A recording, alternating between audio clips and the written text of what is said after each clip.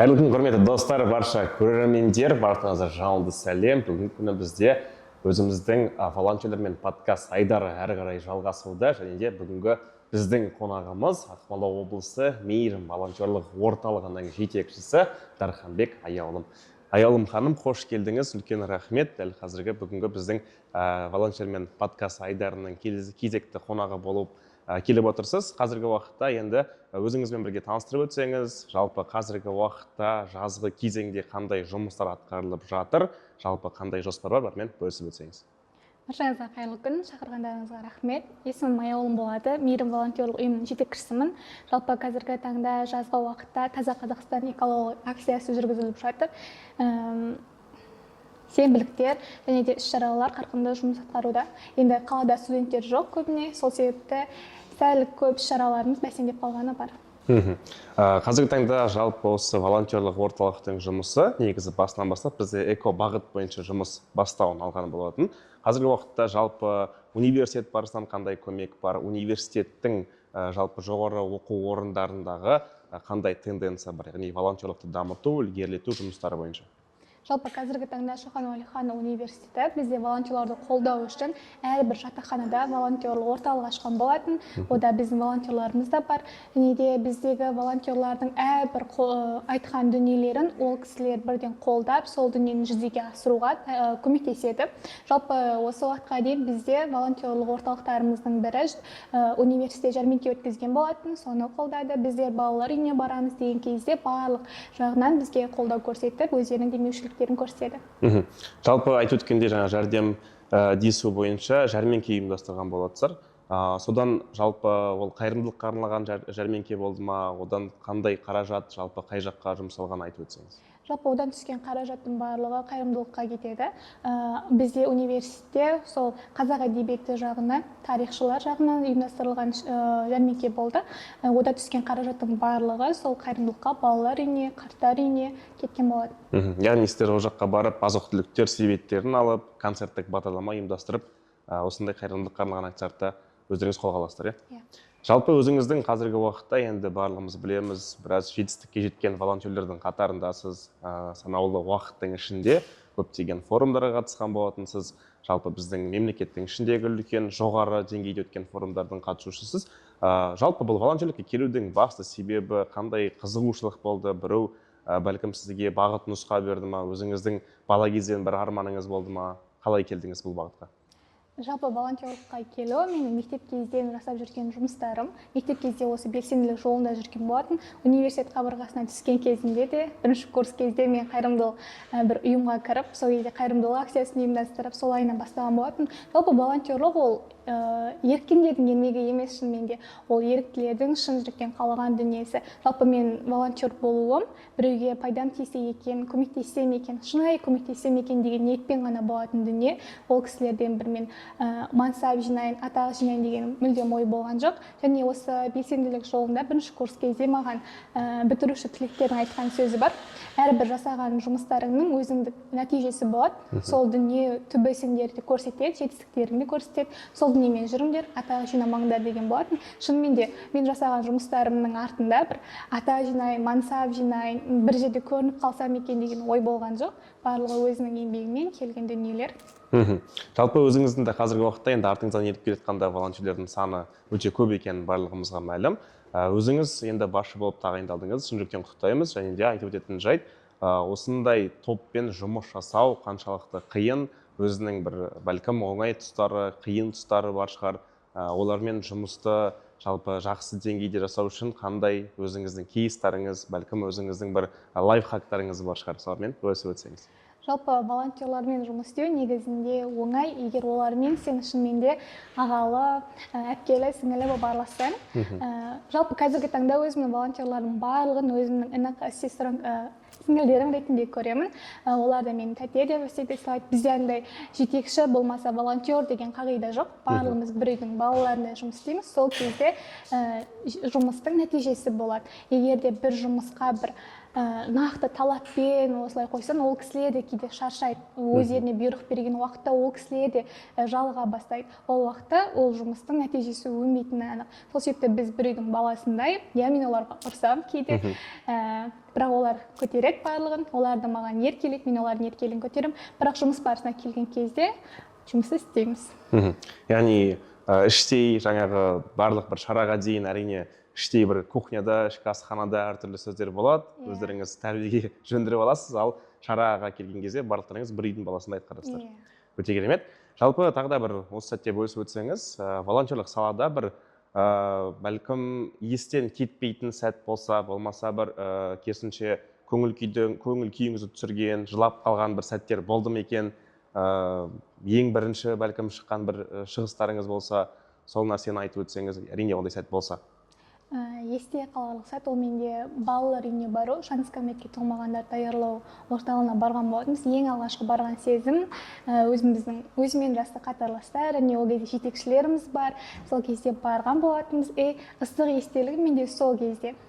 Ал өкінетін бір жағдай, бізде 15-ші сәуір Қозы-Көрпеш Баян сұлу күнінде бізде өзіміздің жоспарымыз болды. Ерекше Көкшетауда болмаған дүние жасаймыз деген ой болды. Бірақ ауа райының қолайсыздығына байланысты біздегі жоспар болмай қалды. Волонтерларым ауырып қалды сол кезде билеген. Сол ғана көңілім түсірді, ал қалған барлық керемет. Жалпы бізде Көкшетауда өзі солай. Бірдеңе ұйымдастырсақ, ауа райы бұзылады, болмаса біреу ауырып қалады. Басқа да сәттер бар. Бәлкім ең күлкілі бір сәт болған шығар, біреуге қатысы бар, болмаса бір болады ғой әртүрлі, мысалы форс-мажор деген ситуациялар болады, бізде соған байланысты бір күлкілі, естен кетпейтін қандай бір қызықты сәт болды осы волонтерлықтың бағыты бойынша. Таза Қазақстан экологиялық акциясын айтсам болады. Біз көбіне волонтерларымызбен сонда барамыз, студенттерді апарамыз, бірақ бізде барлық волонтерлар ұйықтап қалады. Таңда болады ғой, жүгіру болады, барлық волонтерлар ұйықтап қалады, барлығына жатақханаға аралап, кіріп шығып. Таң атпай, өздеріңіз ұйықтан енді тұрғансыздар, еще бармай өту керек. Қанша адам болды сонда? Жалпы волонтерларымыз бізде Таза Қазақстанға шығатын кем дегенде 30 болады, оның 25-і жатақханада болады, соң барлығын комнатасына барып күнде шара кезде таңертең өте қызықты сәттердің бірі екен. Расымен де есте қалдық, келесі жолы бәріне айтып отырамыз ұйықтамаңдар деп. Жалпы бұл волонтерлық бағытта қазіргі уақытта енді мемлекетіміздің басшысы Қасым-Жомарт Кемелұлы Тоқаевтың жақын арада енді бізде үлкен референдум болды. Ол референдум нәтижесі бойынша жаңа конституция қабылданған болатын. Сол конституцияда осы волонтерлық сала бойынша өте көптеген өзгертулер, жалпы басқа да бір сала бойынша әртүрлі жаңа баптар шыққан болатын. Өзіңіздің конституцияға ену бойынша көз қарасыңызды айтып өтсеңіз. Жалпы ол референдумда өзімде жұмыс атқарған болатынмын, дауыс беру барысында, және өзімде дауыс берген болатын. Жалпы әрбір адамзат, әрбір осы Қазақстан азаматы дауыс беру міндетті деп ойлаймын, себебі жаңа заң қабылданды, ол жай ғана бір өзгеріс емес, ол шынымен де ата заңымыздың өзгеруі. Және мен оны қолдаймын, себебі ол өзгерісте Қазақстанның болашағының дамуына деген үлкен өзгерістерге заңдар қабылданған болатын. Яғни волонтерлық сала бойынша артық болмаса кем болмайды деген ой ғой. Жалпы әрине бұл дұрыс, себебі барлық адамдар бұған дейін, енді бізде мысалға волонтерлық бағыт бойынша 10 жылдан астам айналысып жатқан волонтерлер қатары бар. Солардың да айтуы бойынша бұрында жалпы адамдар бұл еріккендер, болмаса біреудің айтқанымен айдауға салғандар деп қарайтын. Қазіргі уақытта бұл конституцияны қабылдап, басқа да өзгертулер енгеннен кейін волонтерлердің рөлі де үлкен деңгейде көрініп жатыр. Оның айқын дәлелі биылғы жыл бізде мінекей республикалық деңгейде, тіпті халықаралық деңгейде барша мемлекеттерде Біріккен ұлттар ұйымының саммитінде жалпы волонтерлер жылы деп бекітілген болатын. Сол бойынша жұмыстарымыз атқарылып жатыр. Жалпы міне бізде қазіргі уақытта енді жазғы кезең, жазғы барлық демалыс, ертең күзгі уақытта студенттердің қатары келіп бастайды. Сол уақытқа жоспар құрдыңыздар ма?